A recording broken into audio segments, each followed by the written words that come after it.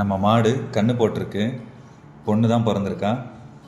ஆக்சுவலாக கன்று போடுறதுக்கு இன்னொரு 2 வீக்ஸ் ஆகும் தான் நினச்சோம். ஆனால் நைட்டோட நைட்டாக கன்று போட்டுருச்சு.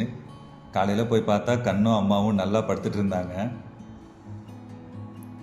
இந்த தேங்காய் ஓட்டை ஏன் தீச்சிட்ருக்கோம் அப்படின்றத நான் உங்களுக்கு கடைசியாக சொல்கிறேன். இப்போது இவளோட அம்மாவை தான் நம்ம குளிப்பாட்ட போகிறோம்.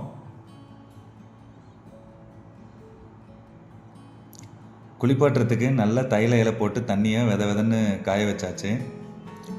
இந்த மாட்டோட ஹிஸ்ட்ரின்னு பார்த்தா இது ஒரு கெடை மாடு. பட்டி போட்டு 100-200 மாட்டை ஒன்றா தான் மேய்ப்பாங்க. அந்த மாதிரி இருந்த மாடு தான். ஜோடியாக வாங்கினேன். ஒன்று பாம்பு கடித்து இறந்துருச்சு. இந்த மாட்டை பொறுத்த வரையும் என்னையும் எங்கள் அம்மாவையும் தவிர யாரையுமே சேர்த்தாது. எங்களையுமே அதோட உடம்பு மேலே அவ்வளோ சீக்கிரத்தில் கை வைக்கவும் விடாது. எப்படியாச்சும் ஃபுல்லாக குளிப்பாட்டிடலான்னு தான் பார்த்தோம்.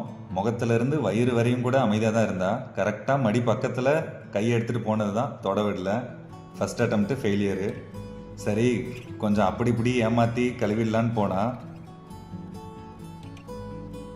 அடுத்த அட்டம்ப்ட்டும் ஃபெயிலியர் தான். ஓகே, இதுக்கு மேலே ஒன்றும் பண்ண முடியாது.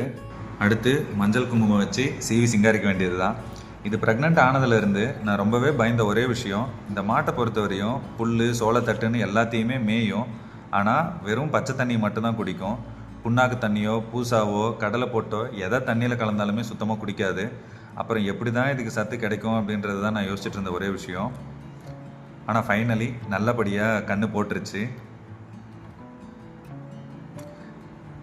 கன்று படாமல் இருக்கிறதுக்கு இந்த தேங்காய் ஓட்டை நம்ம இப்போது கட்ட போகிறோம்.